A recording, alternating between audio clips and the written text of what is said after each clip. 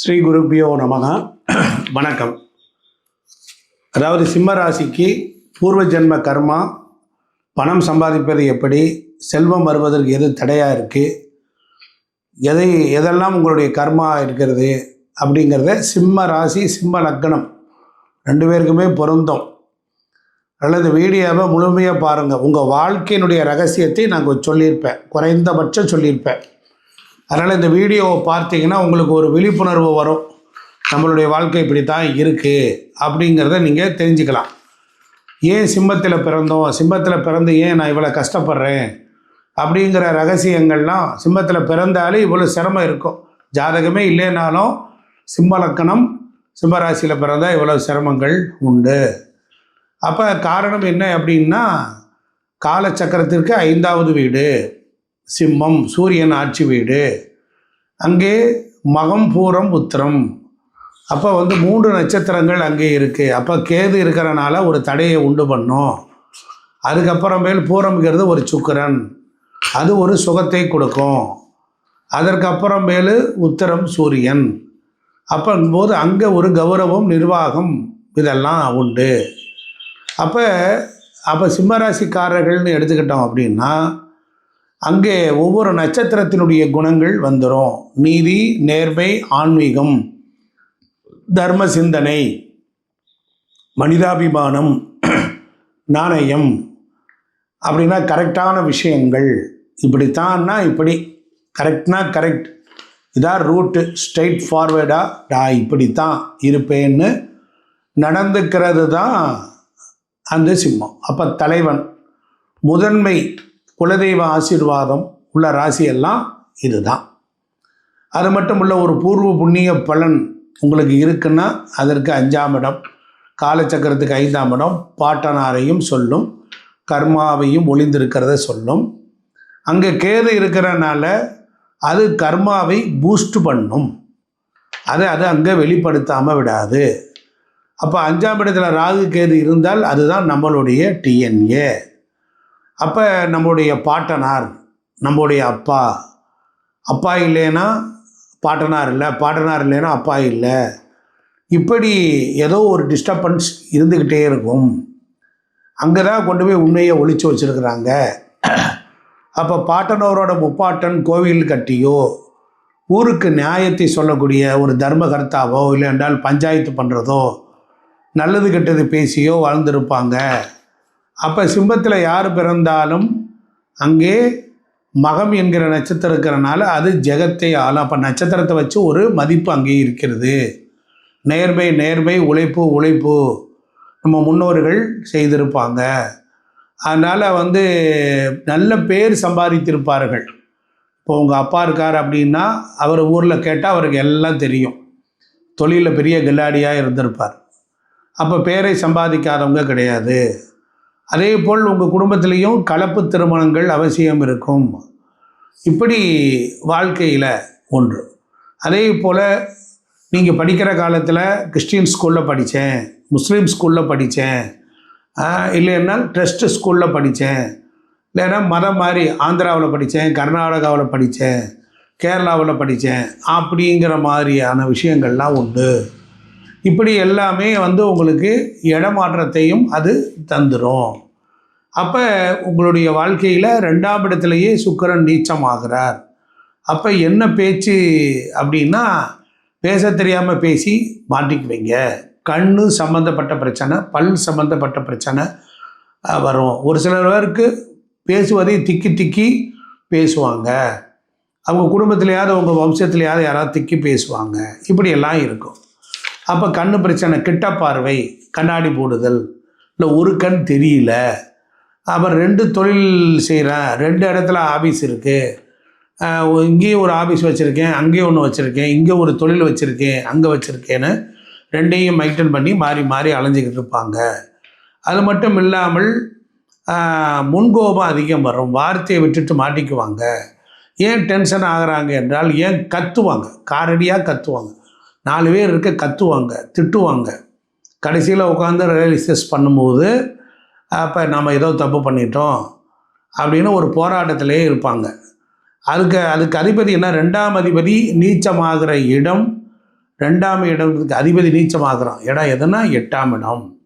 அப்போ இவங்களுக்கு ஒரு ஸ்கின் தொந்தரவும் இருக்கும், தோல் நோய் வரும், ஸ்கின் ப்ராப்ளம் வரும், பணத்தை கொடுத்து ஏமாந்தவங்க அப்படின்னு இருப்பான். இவங்களுக்கு மாமன் மைத்துனர்கள் ஒத்து வராது, ஆமாம் அப்படிங்கிற அமைப்பு இருக்குது. அவங்கனால எந்த நன்மையும் கிடையாது, பிரயோஜனமே கிடையாது. 3ஆம் இடங்கிறது முயற்சி ஸ்தானம். அப்போ போய் சூரியன் போய் அங்கே 3ஆம் இடத்துல நீச்சமாகிறார். அப்போ இவங்க இடமாற்றம், அப்போ 2-3 இடம் மாறுறது, ஊர் விட்டு ஊர் போய் வர்றது, அங்கே போய் கொஞ்ச நாள் வாழ்ந்தேன், இங்கே கொஞ்ச நாள் வாழ்ந்தேன், எல்லாத்தையும் தோல்விகள்லாம் சந்தித்து கடைசியில் ஒன்றுமில்லாமல் போய் கழிச்சிட்டு மிச்சம் திருப்பி வந்தது. அப்போ 4 தடவை 5 தடவை முயற்சி பண்ணி அந்த வேலை நடக்கலை, அப்புறம்தான் நடக்குது. ஏன்னா வெற்றிக்குரிய ஸ்தான அதிபதி யாருன்னா சுக்கிரன், அவர் 2ஆம் இடத்துல நீச்சமாகிறார். ராசி அதிபதி 3ல் போய் நீச்சமாகிறார். அப்போ இடம் மாறி வந்தவங்க, அப்பாவே இடம் மாறி வந்திருப்பார், அப்பா இடம் மாறி வந்திருப்பார், ஊர் மாறி வந்திருப்பார், இதெல்லாம் 3ஆம் இடம். அப்போ சூரியன் 9ஆம் இடத்தை பார்க்குறனால இடம் மாற்றம், அப்பா அப்படி ஒரு கணக்கு.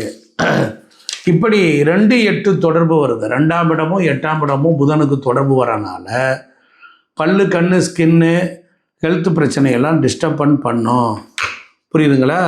அது மட்டும் இல்லை, சுகாதிபதியான செவ்வாய், அதாவது சிம்மத்துக்கு 4ஆம் இடம் சுகம், அதுக்குரிய செவ்வாய் போய் எங்கே பண்ணுறார்? 12இல் நீச்சம். அப்போ 4 என்பது ஹெல்த்து, 12 என்பது மருத்துவம், ஹாஸ்பிட்டல், 12 என்பது விரயம். அப்போ இவங்களுக்கு தாய்க்கு வைத்தியம் பண்ணியே ஒன்றுமெல்லாம் போனோம். அப்போ பல்லு, கண்ணு, மூக்கு, காது, வயிறு வலி இவங்களுக்கு உண்டு. அதே போல் இவங்களுக்கு ஏதாவது இந்த மாதிரி பிரச்சனை இருக்கும். தாய்க்கு வைத்திய செலவு, தாயினால் எந்த பிரயோஜனமும் இல்லை. ஆமாம். அதே போல் வீடை கட்டுறது, 4ஆம் இடமும் 9ஆம் இடத்துக்குரியவர் சுக்கிரன். அப்போ இவர் 4க்கு 9க்குரியவர் செவ்வாய். அவர் என்ன பண்ணுறாரு, இந்த சிம்மத்துக்கு 9 பாதகாதிபதி. அப்போ 4ஆம் இடமும் பாதகத்தை கொடுக்காம தொடர்பு இல்லாமல் இருக்காது. அப்போ அப்பா அம்மாவோட ஒத்துழைப்பு கொடுப்பாங்க. அப்பா அம்மாவுக்கு இவங்களால எந்த பிரயோஜனமும் இல்லை. இவங்க தான் அப்பா அம்மா மேலே பாசமாக இருப்பாங்க, ஆனால் அவங்க உங்களுக்கு ஒத்துழைப்பு கொடுக்க மாட்டாங்க. அதே போல் இவங்க சொந்த காலில் நின்னால் மட்டும்தான் வாழ்க்கை நல்லாயிருக்கும். சிம்மத்துக்கு பலமே இன்னொருத்தரோட நான் இருக்கிறேன், வாழ்கிறேன் அப்படின்னா அது பலத்தை கொடுக்கவே கொடுக்காது, போராட்டத்தை தான் கொடுக்கும். அப்போ அதே போல் மனசு நினச்சி பொங்கி போய் அழுவாங்க, கோபத்தில் கத்துவாங்க. மன அமைதி, தனிமை, அமைதி, இவங்க உண்டு, ஒரு வேலை உண்டுன்னு இருந்தால் நல்லது. கூட்டு தொழில் ஆகாது. குழந்தை தான் உலகம், குழந்தைக்காக உயிரை கொடுப்பாங்க. குழந்தை ஒரு அபாசனம் ஆயிடுச்சு, குழந்தை பிறந்து இடையில டிஸ்டர்ப் ஆகுது, அப்படி பேரம்பேத்தி வகையில் ஒரு பிரச்சனை, ஏதோ ஒரு ஹெல்த்து சரியில்லாமல் இருக்குது அப்படின்னு ஃபீல் பண்ணிக்கிட்டு இருக்கிறதெல்லாம் குழந்தைகள். ஏன்னா 5 குடையவனே 8 குடையவன் ஆகிறனால 5 தான் குழந்தை. 8ஆம் இடம் என்பது ஒரு வீக்னஸ். அது 12ல் போய் உச்சமாகறனால 6ஆம் இடத்துல நீச்சமாகுது. அப்போ குரு 6 என்பது வியாதி, 12 மருத்துவமனை, 8ஆம் இடம்ங்கிறது பிரசவ போராட்டம். அப்போ சிம்மத்தில் பிறந்தவங்களுக்கு பாருங்கள், பெண்ணாக இருந்தால் இவங்களுக்கு குறை பிரசவம் வந்துடும், இல்லை ஹெல்த் பிரச்சனை, போராட்டம் இருக்கும். அக்கா தங்கச்சிகளுக்கு கூட இருக்கும், மனைவிக்கு இல்லைன்னா அக்கா தங்கச்சிகளுக்கு கூட அந்த ப்ராப்ளம் உண்டு. தன்னுடைய குழந்தை மகனாக இருக்கிறாளே, மகளுக்கு கூட இந்த பிரசவ கஷ்டங்கள் வந்துடும். அப்போ கொடி சுற்றி பிறக்கிறது, குழந்தை வயிற்றிலே பிறந்து இறக்கிறது, இல்லைன்னா டிஎன்சி அபார்ஷன் பண்ணுறது, இது போன்ற செயல்கள் எல்லாம் சிம்மத்திற்கு குடும்பத்தோட ஒரு தொடர்பு இருக்கும். பூர்வீக சொத்துக்களால் பிரயோஜனமே இல்லை, பூர்வீக சொத்துக்களால் இல்லை. ஆனால் பூர்வீகத்தை தூக்கி வச்சு பேசுவார். எங்கள் அம்மா இருக்காங்க தெரியுமா, எங்கள் அப்பா எப்படி இருக்காங்க தெரியுமா, எங்கள் அப்பா எப்படி வேலை பார்த்தாரு தெரியுமா, அவர் அப்படின்னு இவங்க பேசாத நாளே இல்லை. 70 வயசுக்கு மனுஷனாக இருந்தாலும் அவங்க அப்பா அம்மாவோட பெருமையே பேசாத நாள் இல்லை. ஆனால் சிம்ம ராசி ஒரு சோம்பேறித்தனமான ராசி இவங்கக்கிட்ட. அதனால் சிம்மத்துக்கு எதிரியே சோம்பேறித்தனம்தான். உலகத்தில் யாருக்குமே இருக்காது.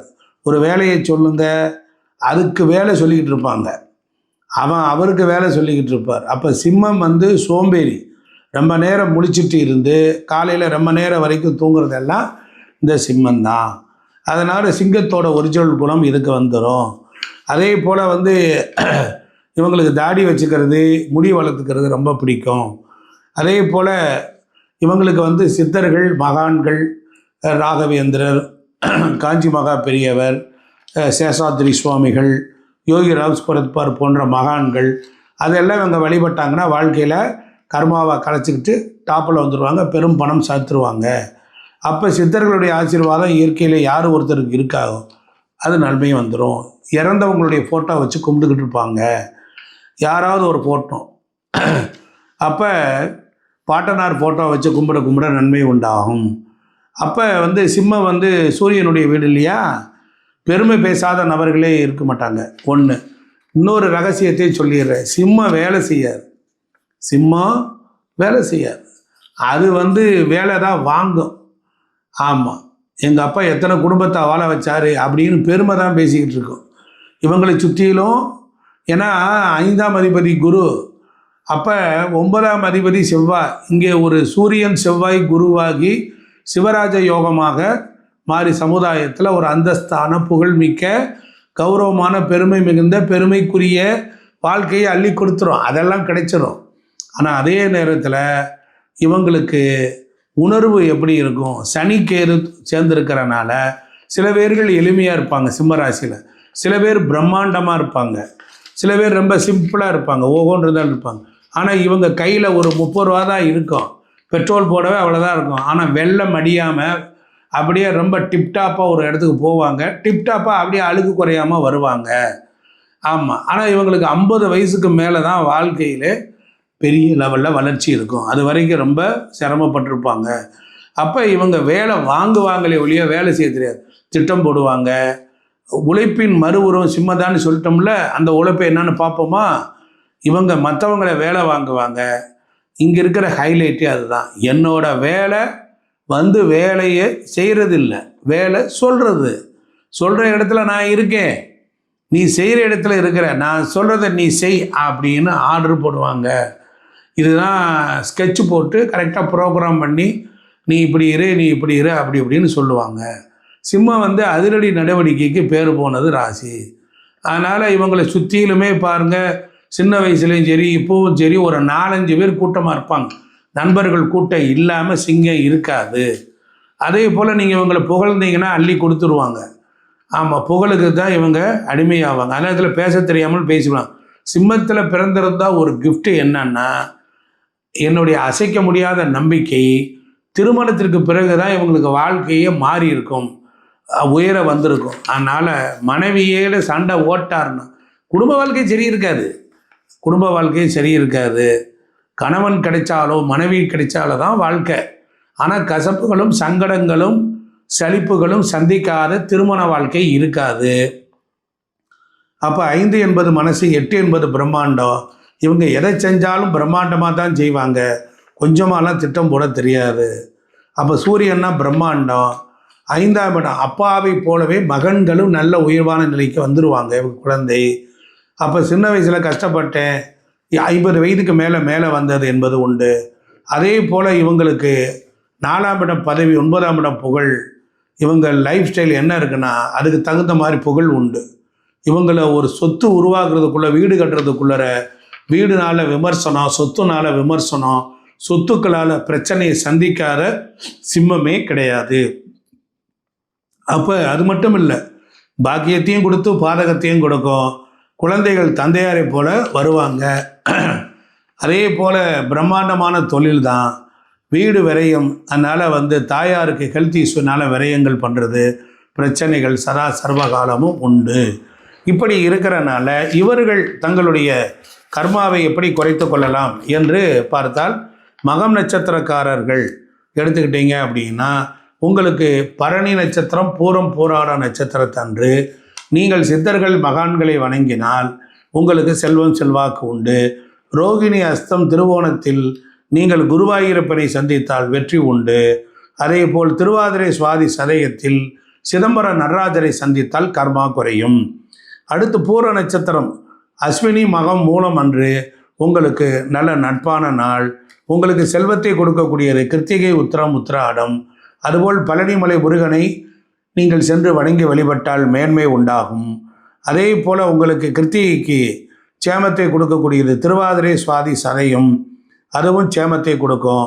சாதகமான நட்சத்திரம் பூசம் அனுசம் உத்திரட்டாதி. இந்த நாளில் பைரவரை வணங்கி வழிபட்டால் நன்மை உண்டாகும். அடுத்து உத்திர நட்சத்திரம் இருக்கிறது. இந்த உத்திர நட்சத்திரம் உங்களுக்கு சம்பத்தை கொடுக்கக்கூடியது எது என்றால் ரோகிணி அஸ்தம் திருவோணத்தன்று உங்களுக்கு செல்வம் செல்வாக்கு பெருகும். அதே போல் திருவாதிரை சுவாதி சதயமும் உங்களுக்கு சேமத்தை கொடுக்கும். அதனால் இந்த குறிப்பிட்ட நட்சத்திரத்தன்று நீங்கள் சிவனை வணங்கி வழிபடலாம். அதே போல் சித்தர்களை வணங்கி வழிபடலாம். அதே போல் குருவின் ஜீவ சமாதிகளை வணங்கி வழிபட்டால் வாழ்க்கையில் உங்களுடைய ப்ரீவியஸ் கர்மாலாம் குறைஞ்சு டாப்பில் வந்துடுவீங்க. நன்றி, வணக்கம்.